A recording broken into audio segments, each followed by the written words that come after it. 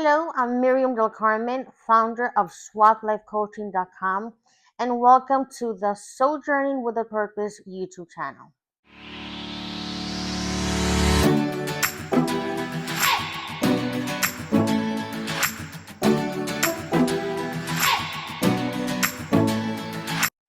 In this video, I'll be sharing with you a story of pain turned into purpose, rejection into redirection, and soul wound turned into wisdom.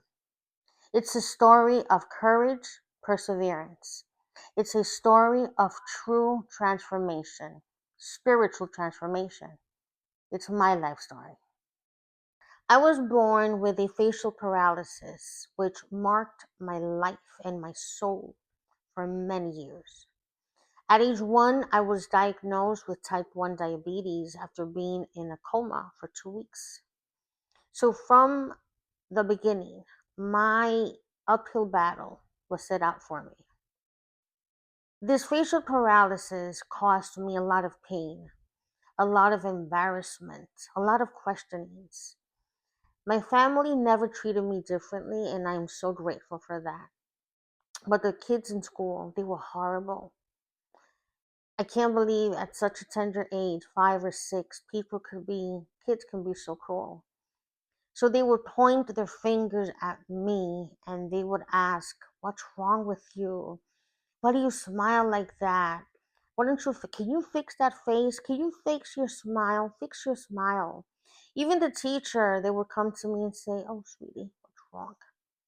I was like, "What the what?" I had no idea I was dealing with this. I had no idea this was an issue. So at age 5 or 6, I'm learning that I'm different. I'm learning that being different is not good. So when I used to go home, I remember looking at myself in the mirror and talking to God at the tender age of 5. And I would ask him, "God, why? What's wrong with my mouth? Why me?" Diabetes also became a pain in the neck because I was always sick. A cold would last me 3 weeks, 4 weeks. I was always in the hospital. Diabetes back then in children was a rare thing, and all I knew is that I needed to get pinched 5 times a day, and I would run away from that needle. So, what did this do? This created insecurity in me. It created panic. It created hostility. I was so cranky because I didn't understand what was going on. I never messed with any kid, but they all messed with me. Kids of all ages, teenagers, even adults, they would walk up to me and just stare. I'm like, what is it? And that became such a burden in my heart.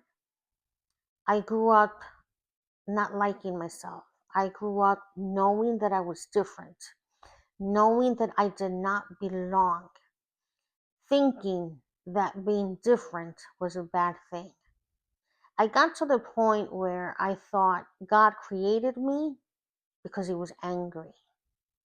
I didn't understand that out of all of my siblings, I was the only one dealing with so much. What happens when you start believing what you're told? That becomes your false identity. And I embraced that false identity for many, many years. I was rebellious. I was angry. I was sad. I was depressed, discouraged. I had no hope. And many people didn't understand me. They just labeled me as the cranky one, the different one. But deep inside, I felt like I was dying.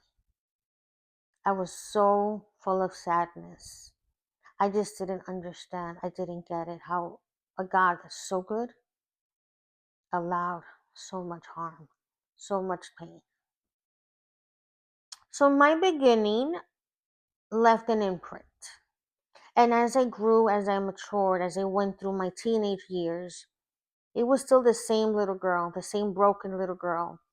Broken, afraid, ashamed, embarrassed, insecure, uncertain, full of hate, full of questionings. That little girl was always inside of me. I'm going to fast forward now to my adult years. Adult woman, adult Miriam, same broken little child. So what happens is that as I embraced my false identity, the people had an imprint in my soul. Whatever they said about me, I believed. And again, because I heard it so often, I said it must be true. It must be true that I don't deserve love. It must be true that ugly people deserve to be by themselves. It must be true that I must have done something horrible in order to deserve so much verbal abuse, emotional abuse, mental abuse.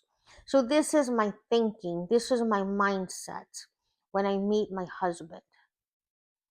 When I met my husband, I thought he would be my savior. I gave that man so much pressure.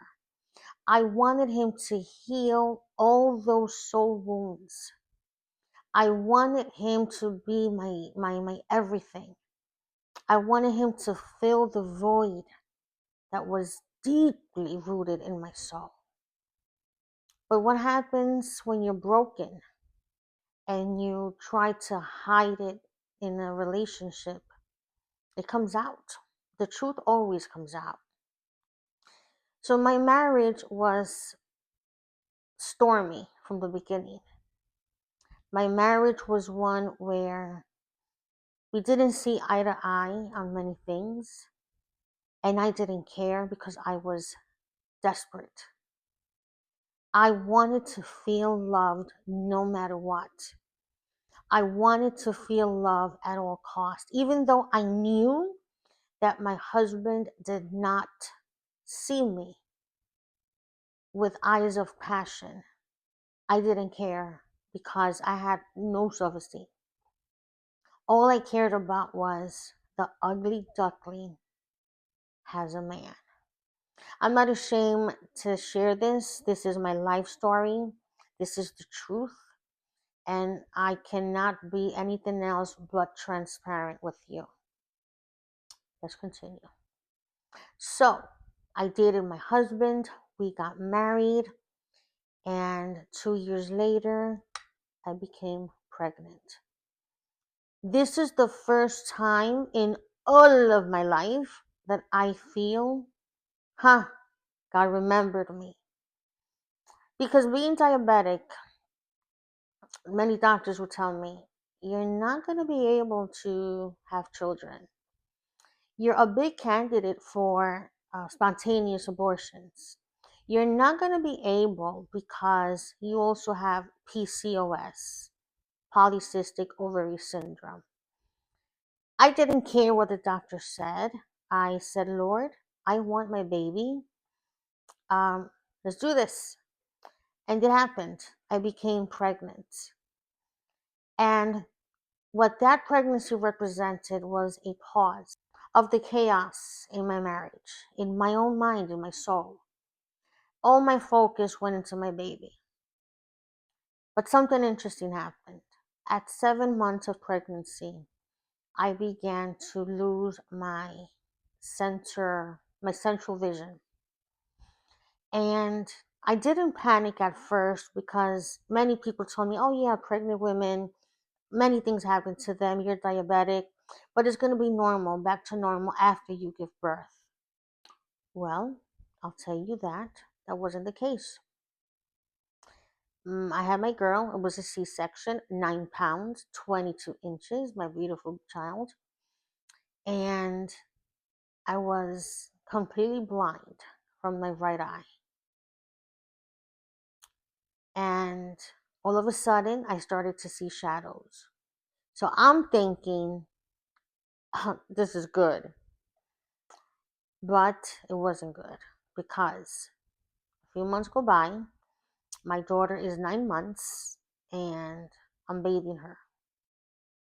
And I'm ready to put her on the bed to get her ready. And I look at her. I look at her beautiful full face. And when I look up, everything went black. Nothing. I was not able to see a thing. I didn't want to panic. So at the time, my husband and I lived with my parents. So I remember calling her.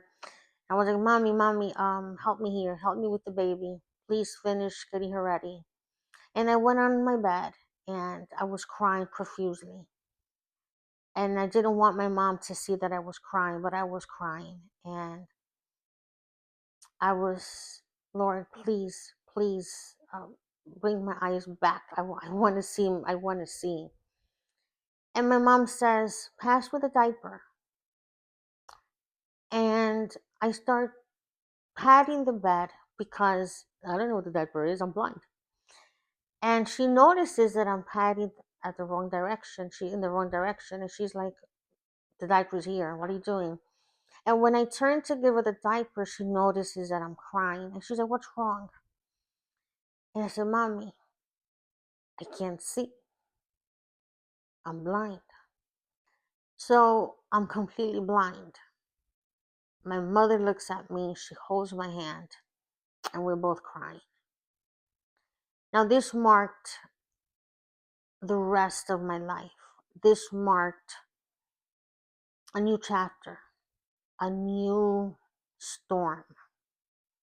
When I tell you that the first year of me having lost my eyesight completely blind, it was a very difficult year. It was a challenge.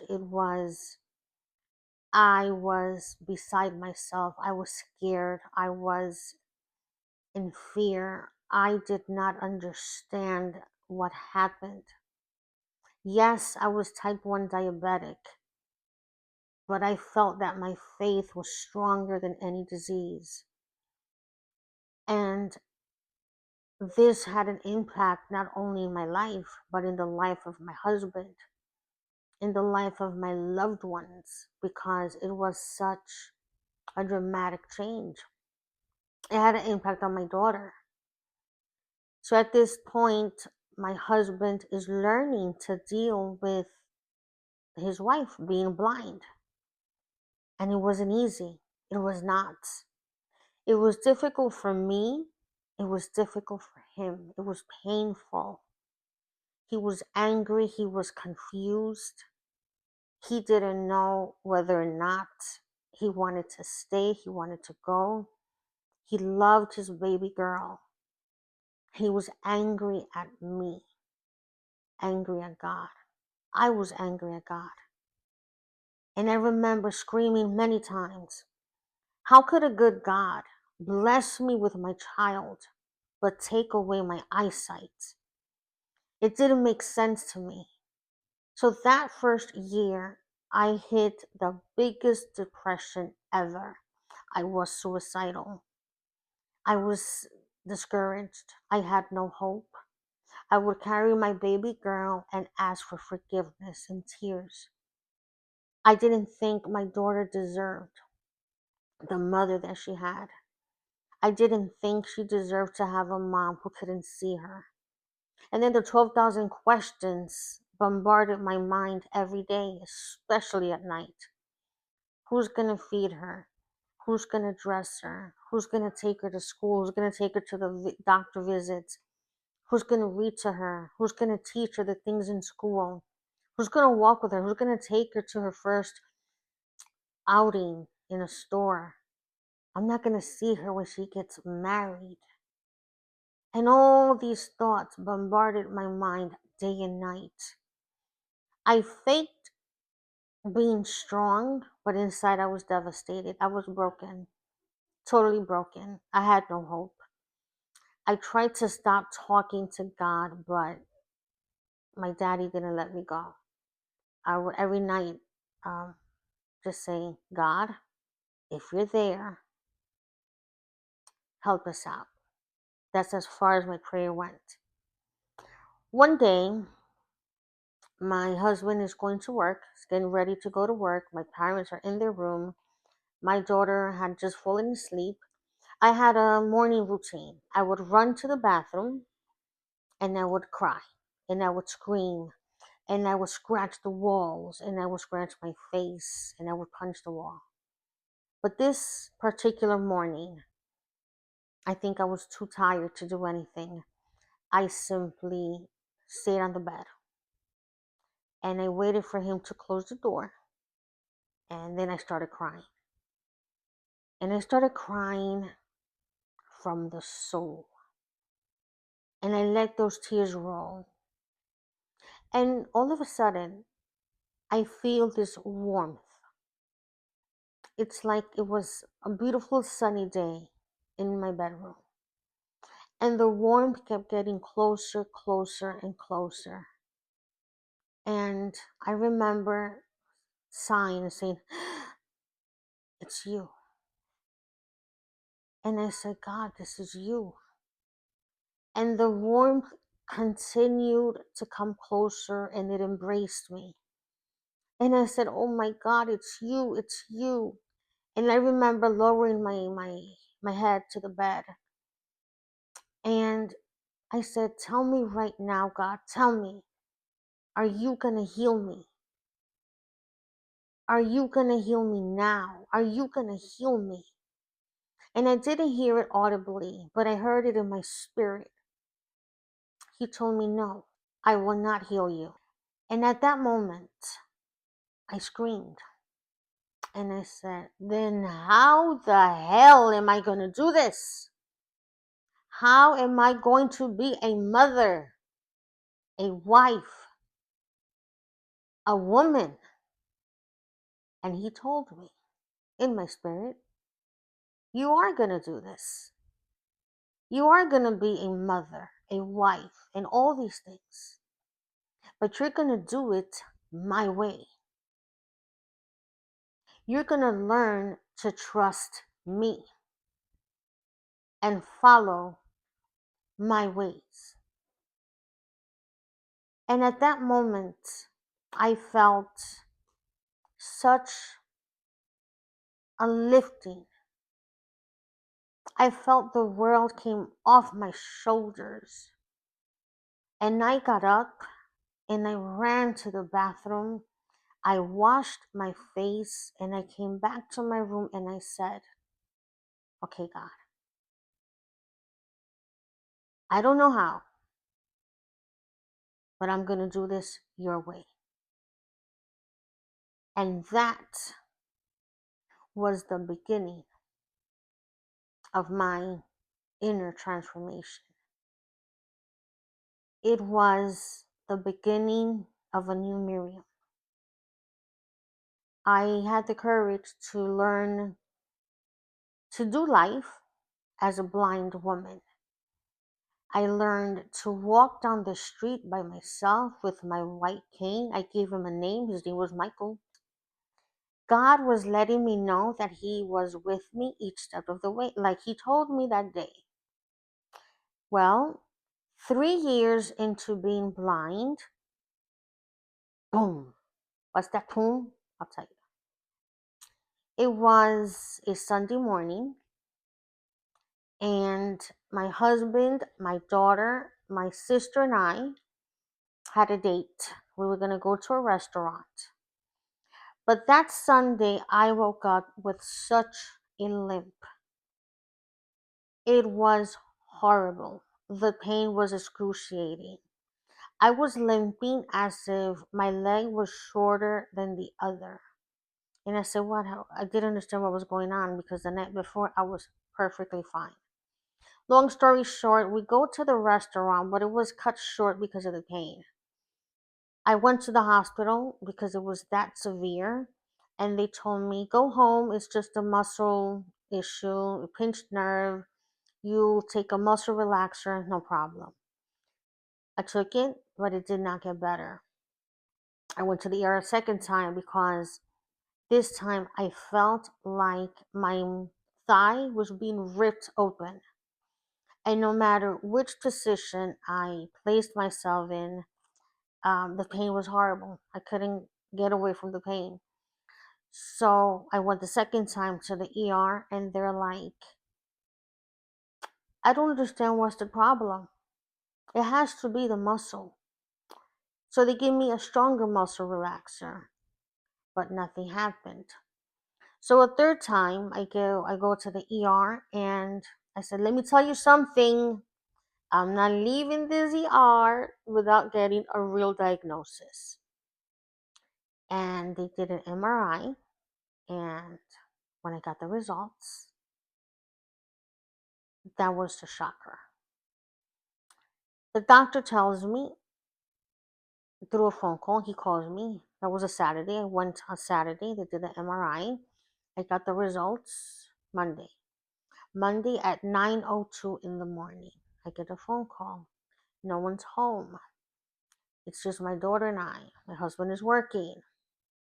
My parents were home, but they were sleeping. And I say yes. And he's like, Miss Cruz? I say yes.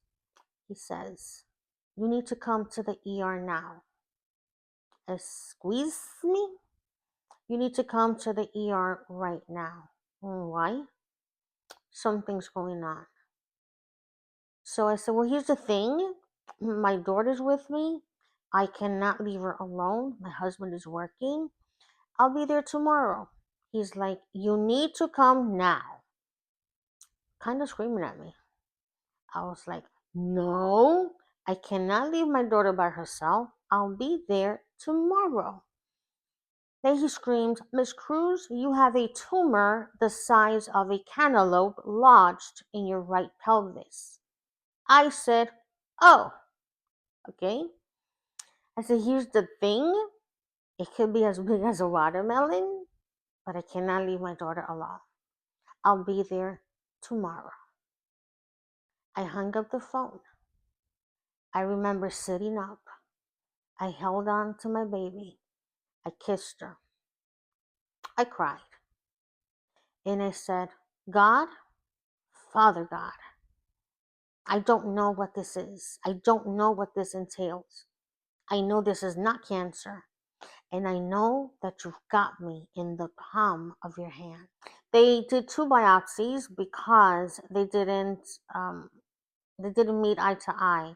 One doctor said it was sarcoma. The other doctor said it was lymphoma. And bottom line, it was not any type of uma.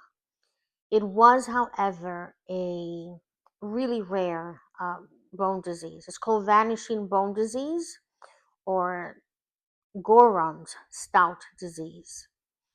And the doctor told me, he's like, so it's not cancer, you were right. Because I kept telling him, this is not cancer. He said, don't celebrate, you don't know. I'm telling you, this is not cancer. It wasn't cancer. He told me, however, it is a rare disease that's going to make your life a living hell. I was focused on the fact that it was not cancer, so I left that day feeling victorious. What happened after the diagnosis? Well, this condition is a condition that affects your skeletal system. In my case, it was my right pelvis. So today, I no longer have that right pelvis. Today, I'm not able to stand, sit, walk. So I'm bedbound. I've been bedbound for 8 years now, totally bedbound. So I'm blind and bedbound.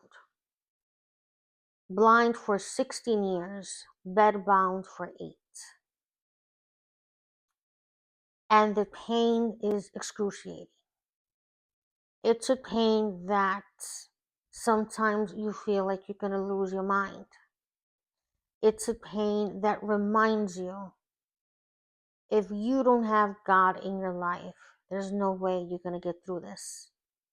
It's a pain that reminds you how fragile life is. And it's a pain that I contend with every day. So, born with a facial paralysis, diabetic at age 1, sickly, low self esteem, depressed, discouraged, angry, hopeless, helpless, in a marriage where there's chaos, a beautiful baby girl in the picture, blind and now bedbound. So many people would say, where's the goodness in this story? Well, here's the thing. Even though the blindness, being bedbound, is a reality in my physical world, I've learned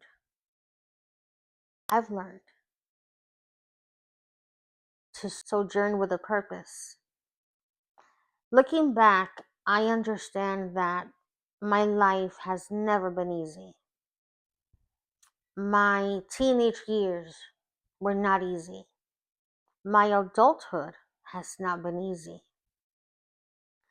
I'm in a marriage where I am grateful to my husband, grateful that he stayed, grateful of his sacrifice, grateful that he's an awesome father. He's an awesome provider. Despite his confusion, his anger, his frustration, he has remained. It has not been an easy marriage. It's not the marriage that I had hoped for. However, that too has taught me that life on earth is temporary. That I am here sojourning with a purpose. What do I mean, sojourning? I've learned through my challenges. I've learned through my walk with God. I've learned through my studies that life on earth is meant to be lived on purpose. But I'm only here a little while, just like you. I've learned that life on earth is school. It's a school. It's the university. And whatever you do here, that you will take with you. I understand today that I'm sojourning with a purpose. I'm living my life on purpose. I am a wife, a mother, a daughter, a sister, a friend, a mentor. I teach the Bible, and I am blessed and privileged to be a certified spiritual and master life coach. Today, I've learned to live my life on purpose. That pain that I learned at a very tender age, that rejection that destroyed me, that filled my heart, my mind with lies, with venom, with poison, that rejection that was my companion for such a long time, I've learned to redirect it into what God has for me. If a door closes, if you choose to reject me, it's okay. My Heavenly Father will teach me to open another door. Those soul wounds, the pain, the loneliness, the embarrassment, the guilt, the confusion, the low self-esteem, the insecurity, today I'm able to utilize them when I help people in their walks with God. What I want to share with you is that whatever you are going through, even though it may sound like it's going to be the end of you, Even though it may look like there's no hope for you, breathe.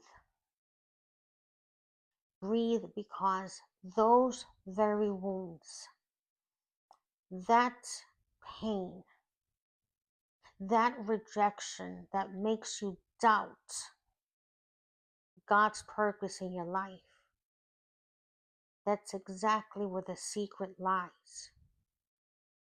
The secret lies in knowing that you are here on earth but a brief moment. It's not about the circumstance. It's about what you do with it, how you turn it around, how you transform it. Is it easy? No. But you can do it because you're not alone. Because you were created in God's image and likeness. He created you.